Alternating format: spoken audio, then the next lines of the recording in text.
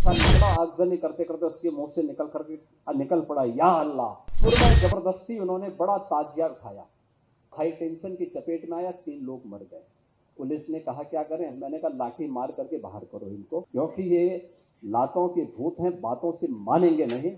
हम की इस विरासत को कोल जाति को भी हम पूरी तरह से चुरेट करें। और मुझे प्रसन्नता है कि हम लोगों ने प्रदेश के अंदर कोल जाति को प्रयागराज, चित्रकूट, मिर्जापुर, इन सब को भी हम लोगों ने वहां पे सिचुएशन के लक्ष्य तक पहुंचाने का काम वहां पर किया है। कहने का मतलब ये है, संवाद आज की आवश्यकता है और प्रधानमंत्री जी ने उस संवाद को आगे बढ़ाया। भगवान बिरसा मुंडा की एक विरासत देकर के अल्पायु में धरती माता के प्रति और गुलामी की बेड़ी को तोड़ने के लिए कैसे संघर्ष किया जाता है, इसकी प्रतीक है भगवान बिरसा मुंडा। और बिरसा मुंडा के प्रति उस कृतज्ञता का भाव को व्यक्त करने के लिए जनजातीय गौरव दिवस पूरे प्रदेश के अंदर, देश के अंदर आज जनजातीय समाज के मन में एक नए विश्वास को बहाल करने के कार्यक्रम का हिस्सा है। एक तरफ यह अपने उस समाज से, जो मूल समाज है हमारा, हमारे साथ जुड़ा हुआ है, भारत की परंपरा और विरासत के प्रति पूरी प्रतिबद्धता के साथ रह करके काम करता है, और समाज के साथ हमारे संवाद के कार्यक्रम को जोड़ने का एक माध्यम जो है, एक तरफ इसके प्रति कृतज्ञता ज्ञापित करने का एक भाव सरकार की ओर से विनम्र किया गया प्रयास है।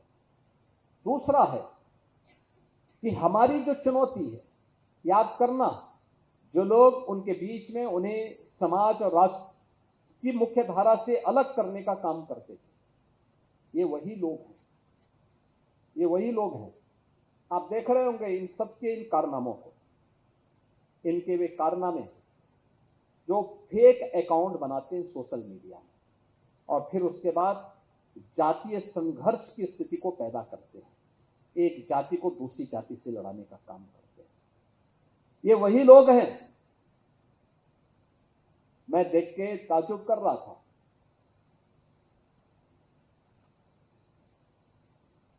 अभी 3 वर्ष पहले की एक घटना है।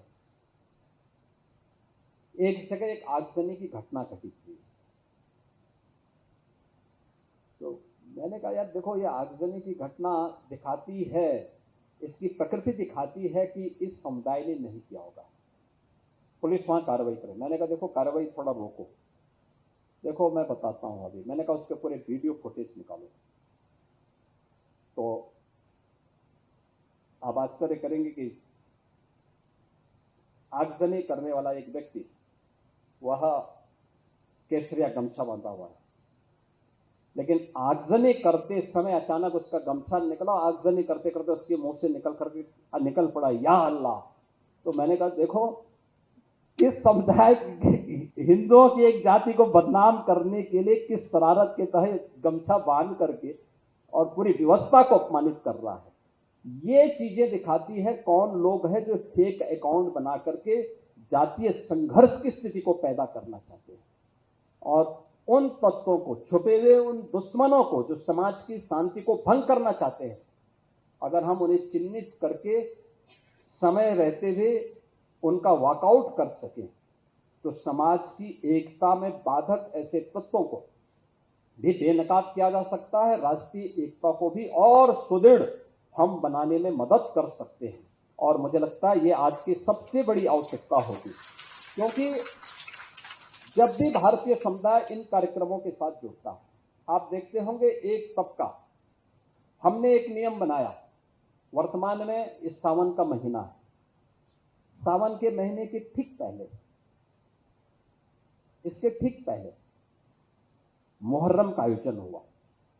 हमने एक व्यवस्था बना दी कि भाई देखो, आप ताजिया की हाइट इससे ज्यादा मत करना, इससे ज्यादा करेंगे तो देखिए फिर आप मांग करेंगे कि पेड़ की टहनी काटो, किसी के घर के छज्जे को काटो, कहीं हाई टेंशन के तार को हटाओ। अब एक आयोजन के लिए हम हाई टेंशन तार हटाएं, एक बड़े तबके के लिए, गांव के लिए या शहर के लिए बिजली बाधित कर दें, तो ये तो उन लोगों के साथ अन्याय है भाई, जो बिजली बिल का भुगतान कर रहे हैं। आप बिना बिल का भुगतान किए, बिना सड़क का चार्ज दिए आप अपनी यात्रा निकालना चाहते हैं और आप इसके लिए जो है चाहते हैं हो जाए, या किसी का घर किसी ने मेहनत करके अपने घर को बनाया, आप उसके बर्जे को तोड़वा रहे हैं। एक पेड़ को लगने में 40 साल 50 साल लगते हैं, आप उसकी टहनियों को कटवा रहे हैं। क्यों कटवाएंगे आप? क्या अधिकार है आपको? हमने कहा ये नहीं होगा। जौनपुर में जबरदस्ती उन्होंने बड़ा ताजिया उठाया और हुआ क्या, वो हाई टेंशन की चपेट में आया, 3 लोग मर गए।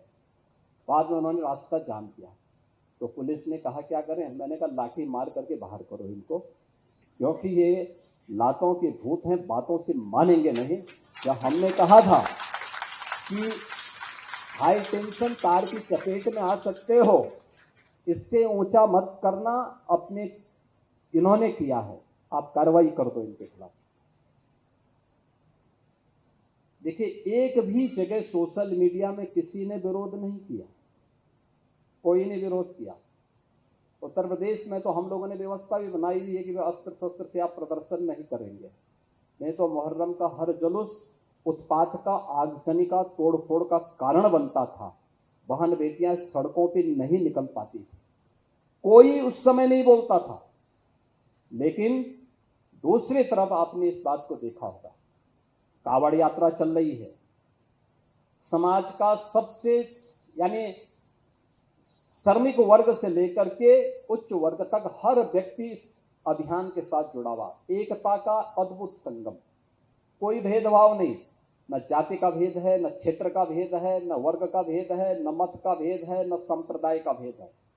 हर हर बम बम बोलते हुए जाते हैं, 300-400 किलोमीटर पैदल जाते हैं, फिर वहां से जल लेकर के कावड़ को कंधे में रख करके फिर उसी प्रकार से उसी भक्ति भाव के साथ चलते हैं। लेकिन मीडिया ट्रायल होता है, मीडिया ट्रायल होता है, बदनाम किया जाता है, खूब उसके बारे में लिखा जाता है, उन्हें उपद्रवी और आतंकवादी तक बोलने का दुस्साहस होता है। यह वह मानसिकता है जो हर प्रकार से भारत की विरासत को अपमानित करना चाहती है। ये वही लोग हैं जिन्होंने जनजातीय समुदाय को भारत से अलग करने का प्रयास किया, उन्हें भड़काने का काम किया, उन्हें भारत के खिलाफ संघर्ष करने के लिए हर स्तर पर षड्यंत्र किए।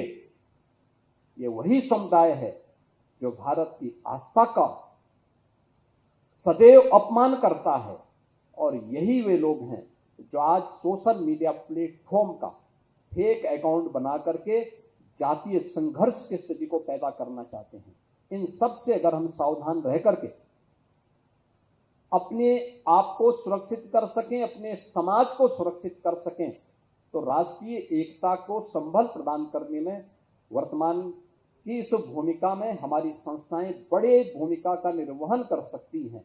भगवान बिरसा की जो विरासत है, ये हमें राष्ट्रीय एकता के उन्हीं चुनौतियों से जूझने के लिए एक नई प्रेरणा प्रदान कर रहा है, और उस प्रेरणा से हम कुछ सबक सीख सकें।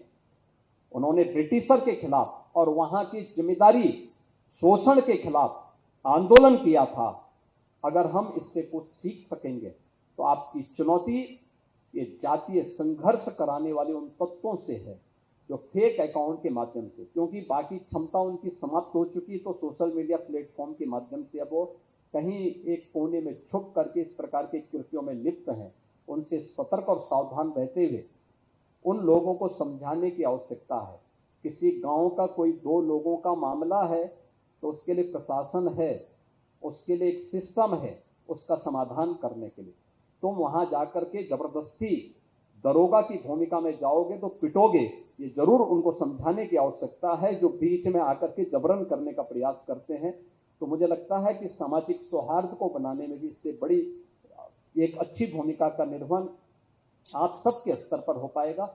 मैं महाविद्यालय परिवार को इस बात के लिए धन्यवाद दूंगा कि उन्होंने भगवान बिरसा मुंडा की इस विरासत को, जो प्रधानमंत्री मोदी जी के कारण आज देश के अंदर चर्चा का विषय बना है, और 15 नवंबर को हर जनजातीय समुदाय बड़े गौरव के साथ भगवान बिरसा मुंडा की जयंती को बड़े गौरव के साथ मनाता है। यह वर्ष 150वां वर्ष भी है उनका, 150वीं जयंती का कार्यक्रम भी है। तो 150वीं जयंती के कार्यक्रम से हम राष्ट्रीय एकता के एक नए संदेश को आगे बढ़ाने में सफल होंगे। एक बार फिर से मैं महाविद्यालय परिवार को 2 दिवसीय संगोष्ठी के लिए हृदय से धन्यवाद देता हूं। श्री अशोक भगत जी के कार्यों के प्रति उनका अभिनंदन करते हुए महाविद्यालय परिवार के प्रति अपनी शुभकामनाएं देता हूं। वीके न्यूज, राष्ट्र के नाम।